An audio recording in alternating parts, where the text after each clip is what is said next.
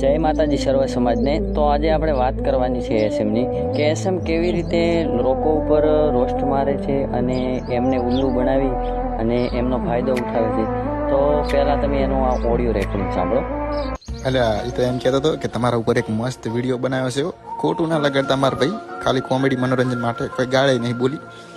આ audio recording ત્યારનું છે જ્યારે એણે અમારા ફર્સ્ટ વિડીયો ઉપર રોસ્ટ મારી હતી અને એ ઓડિયો રેકોર્ડિંગમાં એવું બોલ્યો હતો કે હું તમારા વિશે કાંઈ ખરાબ બોલ્યો નથી, ખાલી મનોરંજન માટે બનાવ્યો છે।